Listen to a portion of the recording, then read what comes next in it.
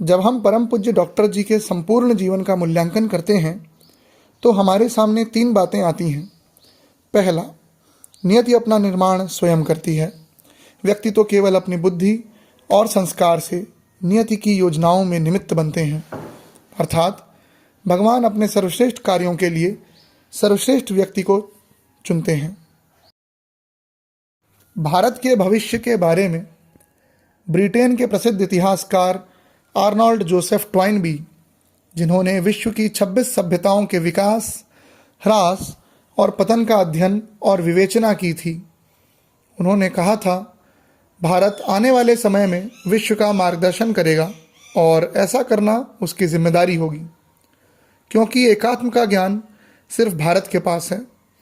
उन्होंने यह भी कहा था, इतिहास के इस अत्यंत खतरनाक आंदोलन में मानव जीव की मुक्ति का एकमात्र रास्ता भारतीय मार्ग है। व्यक्ति की श्रेष्ठता का मूल्यांकन, जिसको अंग्रेजी में कहते हैं length of one shadow in future, यानी व्यक्ति के मरने के बाद उसकी परछाई कितने लोगों पर पड़ती है और कितनी दूर तक पड़ती है। अर्थात प्रकृति में जो भी तत्व, चाहे वह मनुष्य हो, अगर वह सत्य सिद्धांत का पालन करता है तो उसका जीवन हमेशा प्रेरणादायी रहेगा।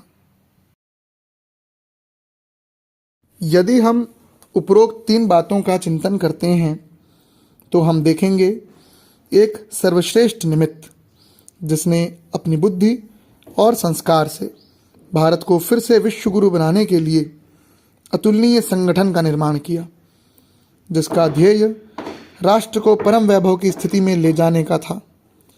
उस महान व्यक्ति का नाम था डॉक्टर केशव बलिराम हेडगेवार। परम पूज्य केशव बलराम हेडगेवार जी का जन्म एक ऐसे कुल में हुआ था जिसको जगत गुरु शंकराचार्य ने धर्म रक्षणार्थ हेतु अपना प्रतिनिधि नियुक्त किया था। डॉक्टर जी का जन्म एक सात्विक और स्वाभिमानी युगल के यहाँ प्रचंड तेज की राशि भगवान सूर्य के वार वाले दिन रविवार को हुआ था। 1:13 का समय, 1 अप्रैल 1889।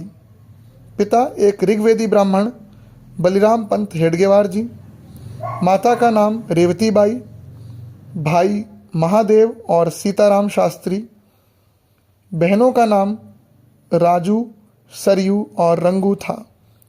एक चाचा जो कि परिवार में आते थे, जिनका नाम आबाजी था। 22 जून 1897 में जब डॉक्टर जी केवल 8 वर्ष के थे, तब उन्होंने महारानी विक्टोरिया के राज्यारोहण के 60 वर्ष पूर्ण होने पर मिली मिठाई को घर के कूड़ेदान में फेंक दिया। बड़े भाई के पूछने पर उन्होंने कहा, अपने भोसलों के राज्य को जीतने वाले राजा के समारोह का आनंद कैसा।